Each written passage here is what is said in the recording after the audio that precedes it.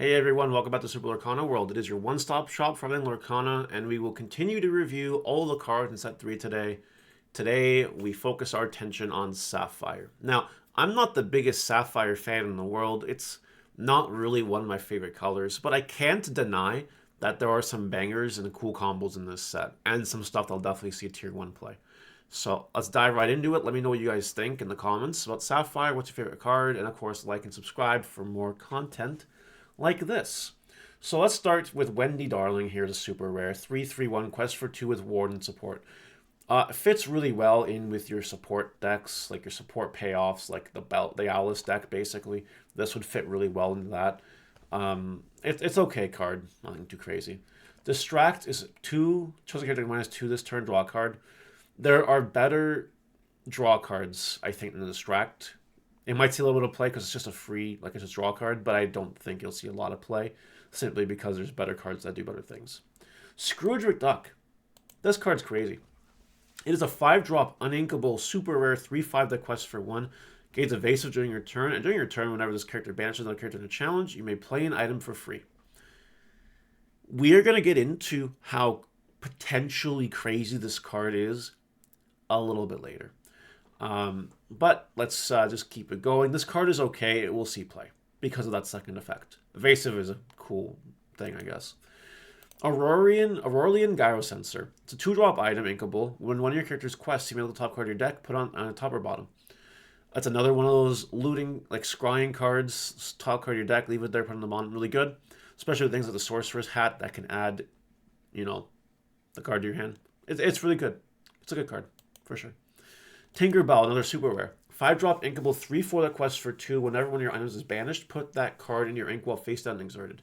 This is really cool. There are a lot of items in the game that banish themselves as part of their cost.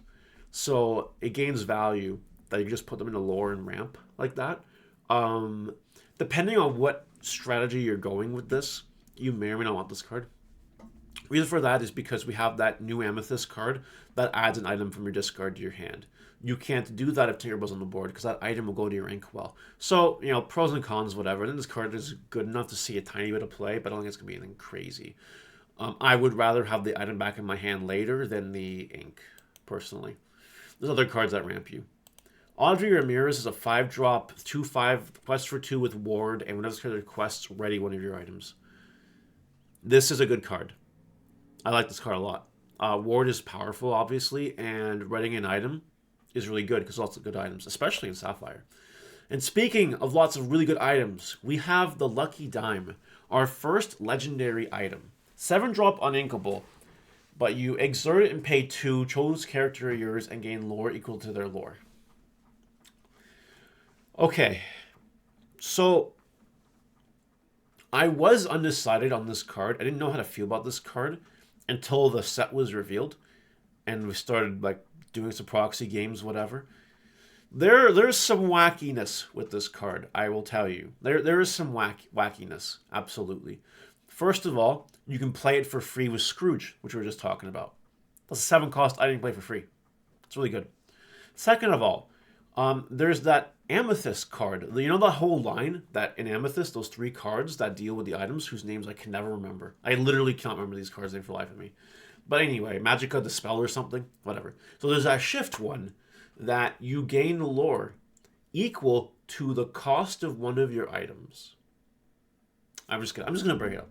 This combo is really good, and I want you guys to just to see the combo. I covered it in the Amethyst one, and I'm filming all these at the same time. By the way, I don't know what's going on this website. Oh, there we go. There we go. There we go. This is unprepared, Mario. This is unprepared. Where's the magic of the spell? This thing. You win this character quest, gain lore equal to the cost of one of your items in play. So you quest with this, you get 7 for this. Unfortunately, Lucky Dime does not get you 7 for this, but it can get you lore for something else.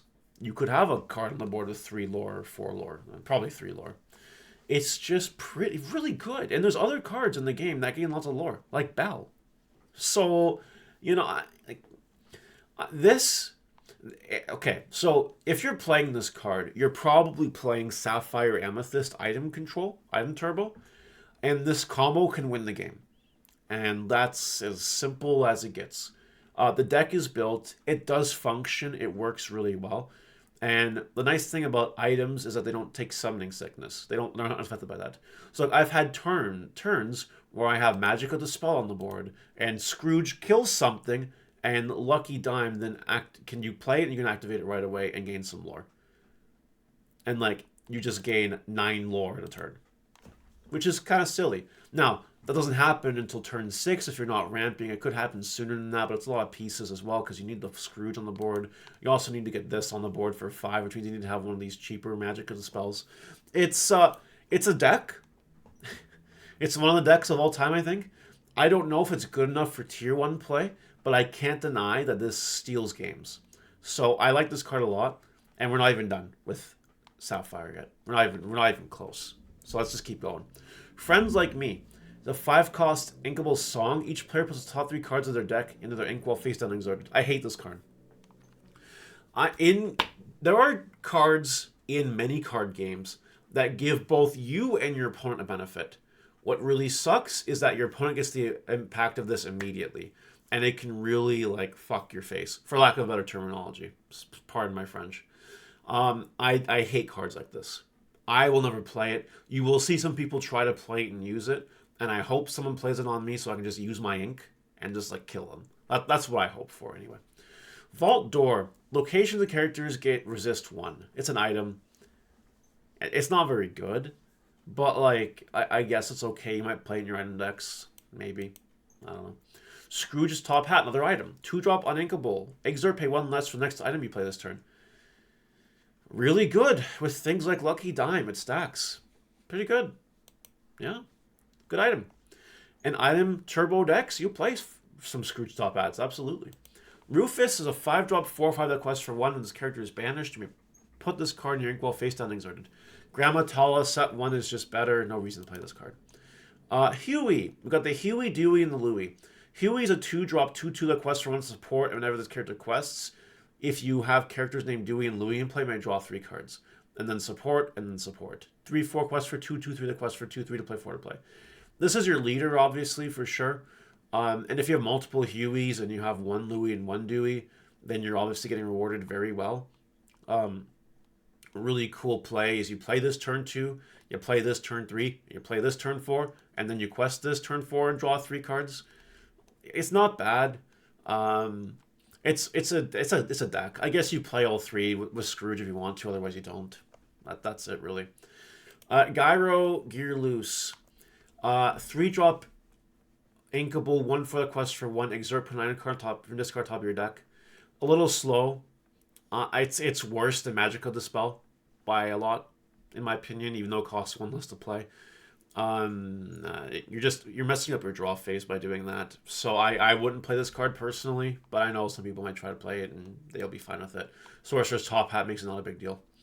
Genie is a 2/2/2 the quest for 2. Nice little Sapphire aggro. Early game card. Nothing crazy. Flintheart Glumgold. 4-drop inkable. 3/4 the quest for 2 during your turn. This card is evasive. It's nothing. We have then a 7/7/7 that costs 3. Nothing too good there. Scrooge McDuck. Another Scrooge McDuck. This one's a promo. 2-drop inkable. 1/3 the quest for 1. This character quest. Pay 1 less for the next item you play this turn. And it all stacks. This and the Scrooge Top Hats, they all stack. You'll play 4 of this probably. We have now how far it'll go. I'll go. 4-drop promo, by the way. Uninkable Song. Top 2 cards of your deck. Put 1 into your hand and then 1 into your ink while face down exerted. The fact that this card is free is insane. And you'll play this card because it's free.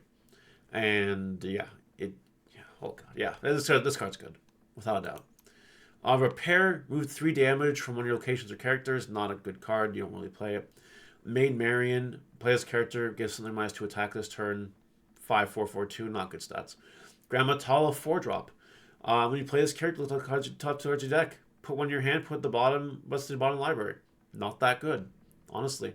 But you might play it into this. Oh, that's what color this now. Shift Tala. 7-drop otherwise, but 5 if you shift it. 4 that quest for 2. Whenever a card is put in your inkwell, gain a lore. Now, okay. I want to just explain something to you. This card plus this card will get you 3 lore for free, basically. Plus, it rewards you for just putting an ink in your inkwell every turn. It's a very aggro card in terms of ramp. Like, you get reward. It's a payoff for ramp. I like payoffs for ramp. Payoffs for ramp are really cool. So I think this card is very good. I think it will see play. This card is one of the reasons that you've seen cards like Bell go up in price from set 1, because everyone knows that ramp is going to be good, and this card is one of the heart and soul pieces of that deck. Now, moving along, we have in location, Bell's House is a 1-drop, 6 toughness, 2 to move, but no lore. If you have a character here, you may pay 1 less to play items. You know, it is not bad. I think the fact that it doesn't give you lore is okay for the payoff, because if you play the Lucky Dime cheaper because of this card, you're going to get a lot of lore back from it anyway. So I think it's okay. I think the card is fine in your item decks. Montanui, sorry. 2-drop, inkable, 5 toughness, 1 move, 1 lore. Whenever a character is banished while here, you may put that card in your inkwell face down and exerted. If you're playing ramp, you will play this card, and you'll play 4 of it. Because, first of all, you can just crash things into characters or whatever and just put them into your inkwell. And if you have stuff that's playing the game at this location, then your opponent has to get rid of it. And if they do, it becomes part of your lore unless they read the location first. Or becomes part of your inkwell, sorry, not part of your lore. So, anyway, it's a very good card. You play it. Also, by the way, it combos well with Grammatala, because it's either player's turn. If your opponent attacks something and it goes in the lore, you get an inkwell, you get a lore. It's really good. Anyway, moving right along, we have Madame Odie, a 3-drop uninkable 1/3 that quests for 1. Never play a song. Put the top card of your deck in your inkwell face down and exerted. Another good ramp card, and there are good songs in Sapphire. So yeah, it's a ramp. It's good. Sapphire ramp's looking real good. We have McDuck Manor. It's just it's a vanilla location with a lot of toughness, hard to play, but gains 2 lore. I don't think it's worth it, to be honest, but it's cool. Amelia, Captain Amelia, 3-drop inkable 1/5 that quests for 1, gains evasive. Not a big deal. We have Shift Kit Cloud Kicker. Shift 3, otherwise 6 to play. I hope you shift it because it's not worth paying 3. Just has Ward. 2/5 that quests for 3 with Ward. It's okay. I don't think we have enough Cloud Kickers to make a deck out of it, but it's okay. It's not terrible. You know, it's a meme. And this little one has Ward. Sure, okay. Pluto, 3/3/4 with 1. Okay, nothing great. The Queen, 4-drop, 2/5 quest for 1. Non-executed quest, lift out the card of your deck, put it back in the order. It's okay. Nothing crazy, in my opinion. Heart of Tefiti. This is the last new card. It's a 3-drop inkable item. You exert, pay 2, put the top card of your deck in your inkwell face down and exerted. It's pretty good. Okay, what do I think about this card? This ink. Sapphire gives us a lot of tools for a crazy ramp deck and a lot of tools for a crazy item control deck with Amethyst, in my opinion. Steel a little bit too, sure, okay, but like there's a lot of tools that really reward you for just ramping and help you ramp. And there's a lot of cards that just give you benefits for playing items for much cheaper. What do you guys think about Sapphire in this set? There's 2 dedicated ways to play Sapphire, and I think they're both a lot better this set than they've ever been before. What do you guys think, though? Let me know in the comments both below, and I'll see you guys later. Goodbye.